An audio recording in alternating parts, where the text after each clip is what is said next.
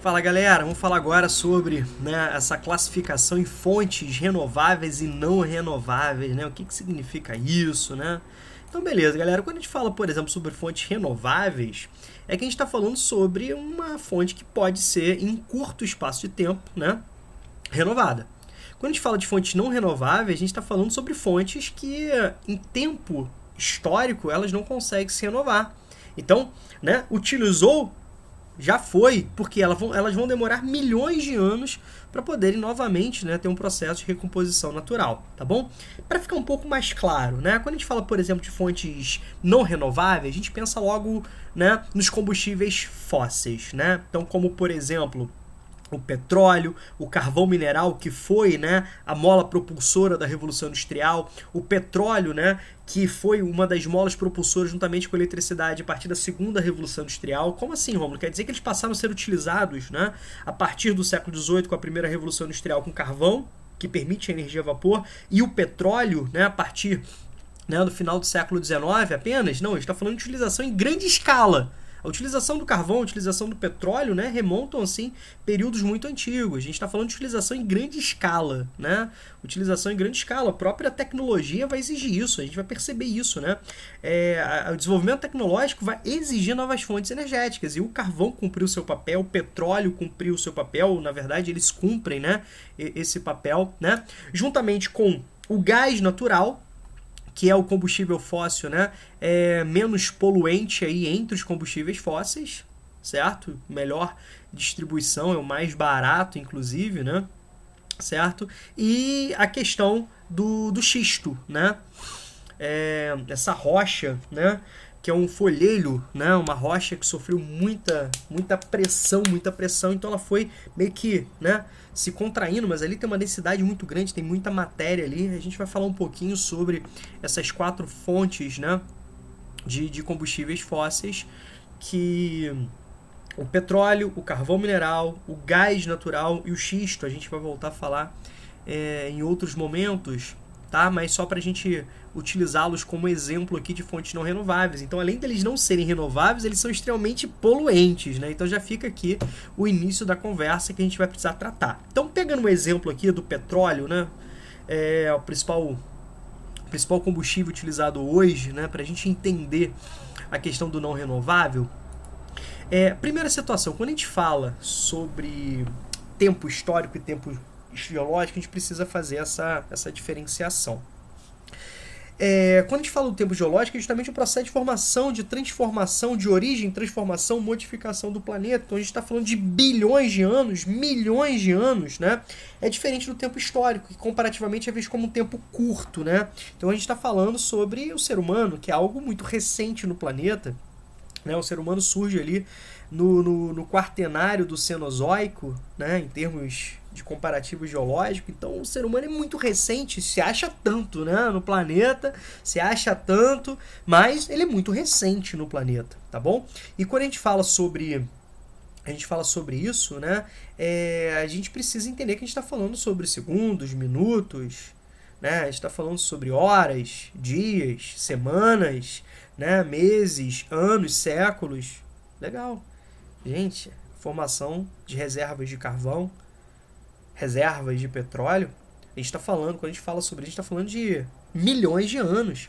Então, por exemplo, quando a gente fala sobre as primeiras reservas de carvão, a gente está falando sobre o período carbonífero da era paleozoica, lembrando daquela escala das eras geológicas, do paleozoico, o mesozoico, o cenozoico, E, consequentemente, essas eras são divididas em períodos, Então, por exemplo, quando a gente fala do carvão, a gente está falando do período carbonífero, Começa-se a formar as áreas, de formação de carvão no paleozoico, na vida antiga. Quando a gente fala do petróleo, que é o nosso exemplo aqui, a gente está falando de formação do período mesozoico, Então, a gente está falando de milhões de anos atrás. Então a gente precisa entender isso. Então, se a gente está usou, acabou, meu irmão, não tem como, Por isso que elas são classificadas como não renováveis, tá certo?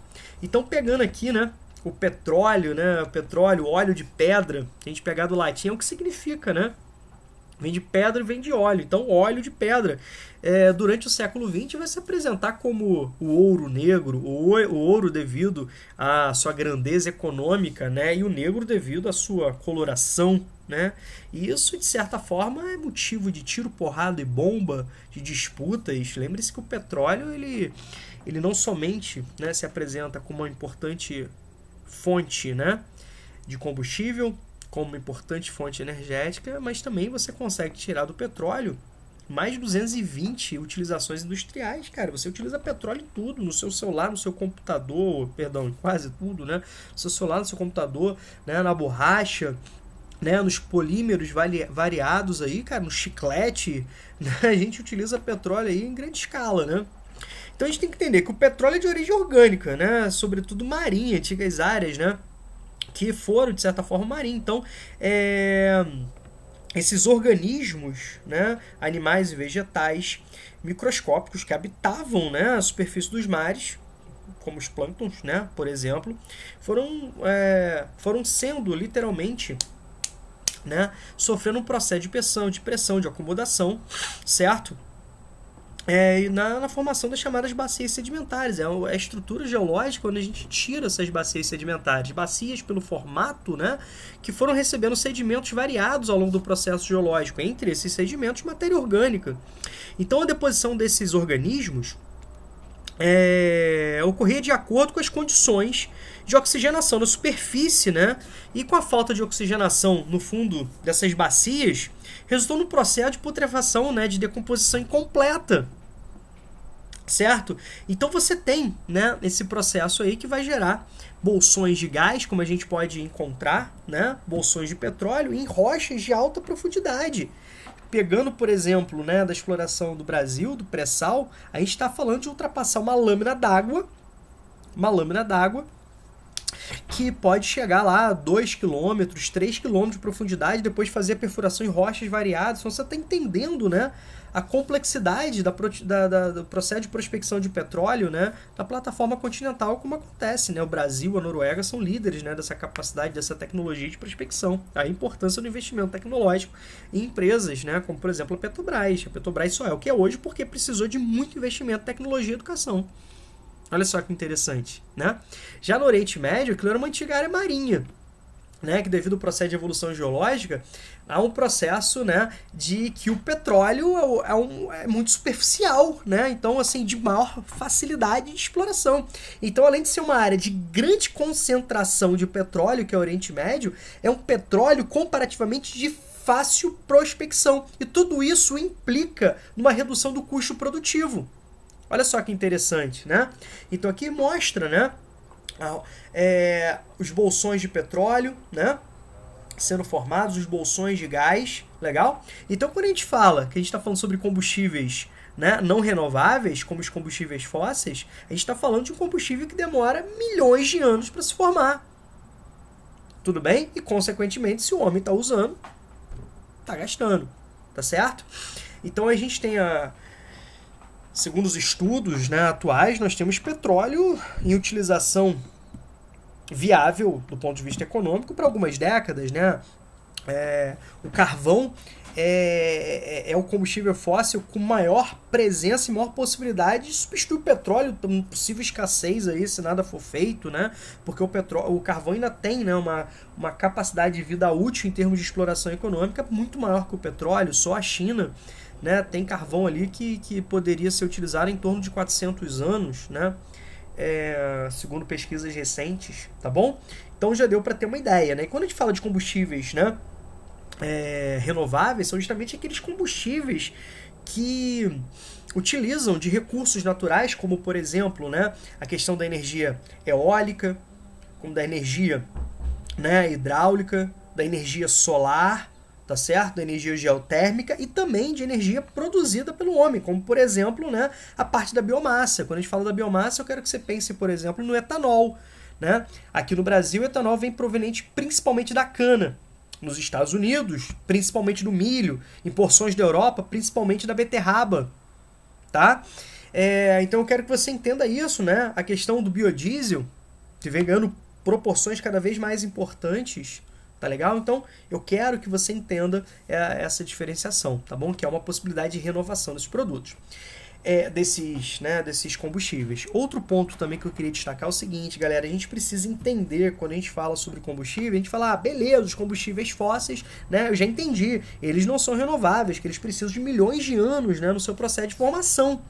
Nós temos fases de formações, né, desses combustíveis não renováveis que a gente está falando de milhões de anos. Aí entendi, Rômulo. Eu também entendi que eles são sujos pra caramba, né? Essa composição de carbono, ela é suja pra caramba, né? O planeta ficou lá durante milhões de anos sequestrando carbono, e a partir da Revolução Industrial que a gente está falando, colocando carbono para a atmosfera, né? Gerando um acúmulo muito grande de gases que tem a capacidade de reter calor. Isso, de certa forma, implica diretamente no aquecimento das médias térmicas do planeta, que vai trazer mudanças severas, não é isso? Isso eu entendi. Então beleza. Então, a solução única possível é justamente a gente investir em fontes renováveis.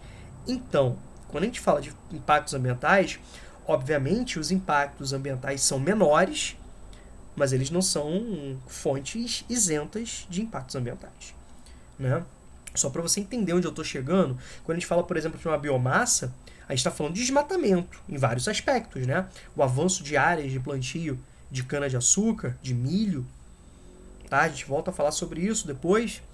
Eu estou falando de uma insegurança alimentar. Se o etanol começar a dar muita grana, que é lógico, o cara que planta subsistência, planta alimento, ele vai ter um estímulo econômico para substituir, né? Para substituir pela cana, por exemplo.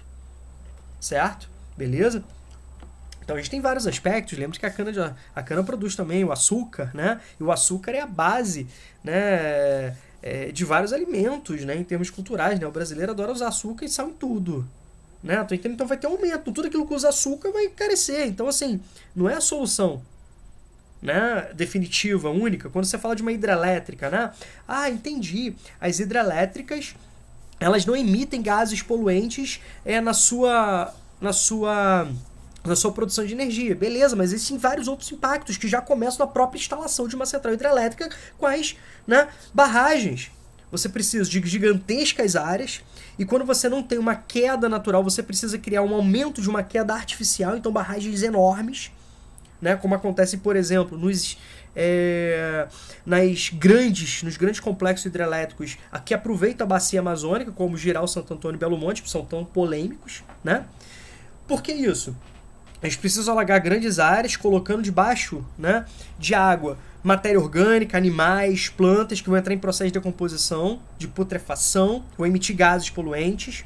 Você diminui a vazão do rio, no sentido, né, a sua jusante, da montante a jusante.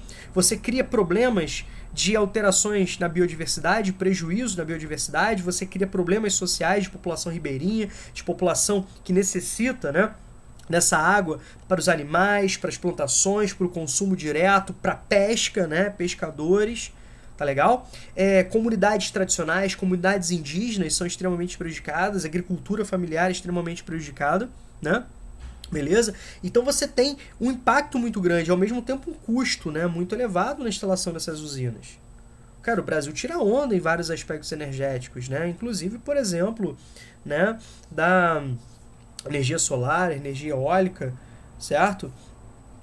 A energia eólica você ainda necessita das baterias, essas baterias podem ter processos de vazamentos, certo?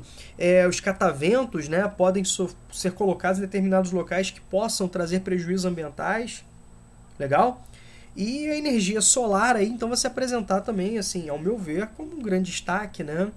Que você tem ela ali à disposição, placas, né, que permitem a captação dessas, né, dessa energia e a transformação, a possibilidade de utilização, né, como energia elétrica, só que é pouco difundido e, consequentemente, países como o Brasil, tecnologia muito restrita, muito cara, isso inviabiliza, né, que grande parte da população tenha acesso a isso, né, e outros fatores de interesses econômicos e empresariais por trás. Então, resumindo, eu quero que você entenda o que são fontes renováveis, o que são fontes não renováveis, por que elas são classificadas como renováveis, por que elas são classificadas como não renováveis, né? E ao mesmo tempo eu quero que você entenda que mesmo sendo fontes renováveis, né, que trazem vantagens ambientais, sociais e econômicas, elas não são isentas de impactos ambientais, tá legal? Então daqui a pouco a gente fala um pouquinho, né, sobre sobre cada fonte aí. Tá legal? Tá claro para vocês? Aqui, grande abraço, tá? Tudo de bom.